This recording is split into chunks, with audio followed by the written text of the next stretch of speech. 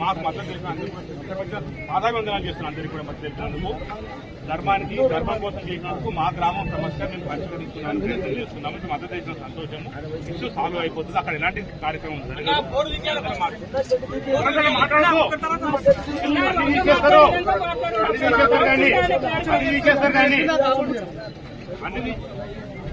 అన్ని తీసేస్తారు. అక్కడ ఎలాంటి కార్యక్రమం ఎలాంటి కార్యక్రమం జరగదు.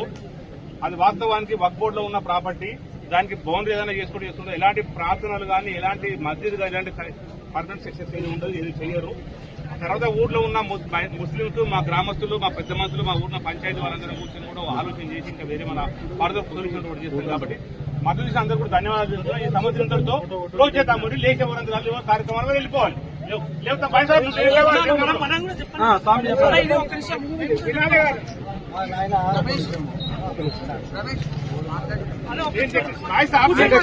వాస్తవం మీరు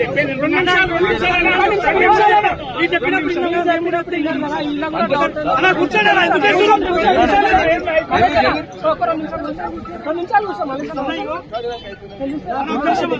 డౌట్స్ క్లారిఫై చేసుకుంటారా?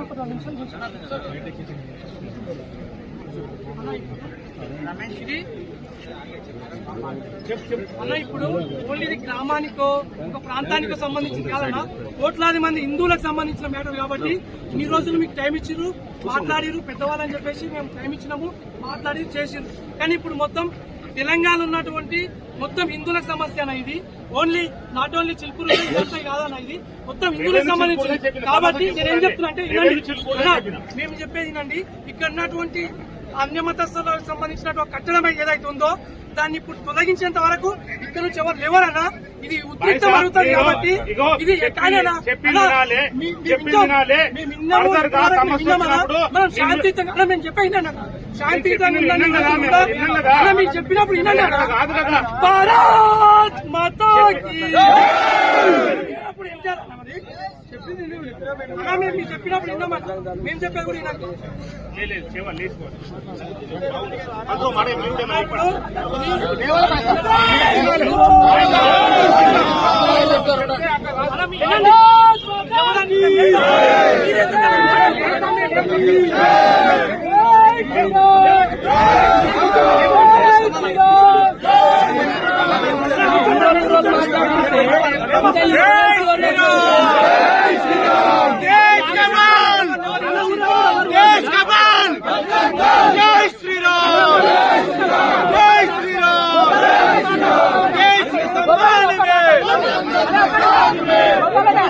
చెప్పింది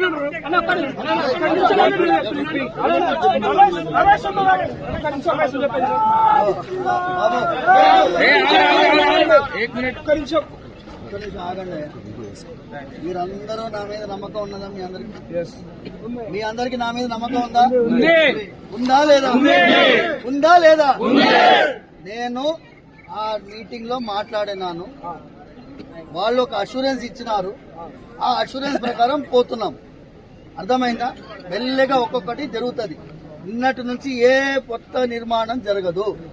అక్కడ 4 గుంటల్లో ఫెన్సింగ్ జరుగుతుంది. కొత్త నిర్మాణాలు ఏమీ జరగవు. ఎలాంటి వాతావరణం ఇంతకు ముందు ఉండిందో అదే కొనసాగుతుంది. ఇక్కడ ఎవరు కూడా విపరీతమైనటువంటి పరిస్థితి మనం సృష్టించకూడదు. వాళ్ళు కూడా సామరస్యంగా రావడానికి ప్రయత్నం చేస్తున్నారు. మీరందరూ దయచేసి సహకరించాలి. నా మీద నమ్మకం, ఏ విధమైన ప్రార్థనలు జరగవు. మీ అందరి తరఫున భగవంతుడి యొక్క సేవకుడిని నేను, ధర్మాని కోసం ముందు ఉండేవాడిని నేను. మీరందరూ నమ్మితే మీరందరూ లేవాలి. బోలో చిలుకూరు బాలాజీ భగవానికి.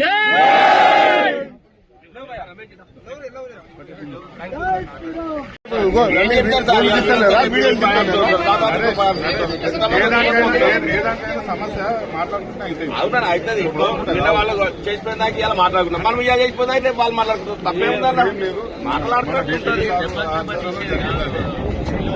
సామాన్య సంఘం వచ్చింది దాన్ని సామాన్య సంఘాన్ని పోవాలని వాళ్ళు ఏదో చేసిరు మనం ఏదో చేద్దామనేది కాదు. ఇక్కడ ఇప్పుడు సార్ ముంగల్నే చెప్తున్నాం కదా, వాళ్ళు ఏమన్నా చిన్న ఇష్యూ ఇంకో ఒక్క ఇక్కరాయి పెట్టి కట్టినా మనం పోయి కూలకూడదు.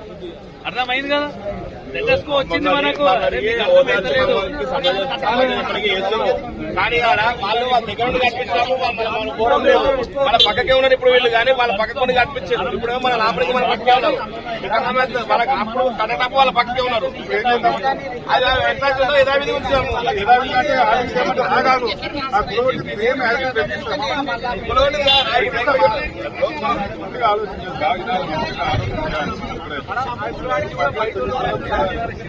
సమస్య వచ్చింది, సమస్య నువ్వు లేలే, అది ఎవరు అడ్డమైన వాళ్ళందరూ వందల పబ్లిక్ వచ్చింది, ఏ ఒక్క పక్కన నిన్ను వచ్చింది రారు, అది గ్యారంటీ. ఒక ముస్లిం వాడు టెంపుల్ కాడ నమాజ్ పెట్టుకోవాలి జాగేందుకు. ఆల్రెడీ కూడా సమస్య వచ్చిందని విషయాలు మాట్లాడినేమో మాట్లాడిన పెద్దలు నేను చెప్తున్నాం కదా, వాళ్ళు ఇంకో కిట్కా పెట్టి కట్టినా మనం పోయి కొలగొడతాం. సార్ కూడా చెప్తున్నాం కదా మాట.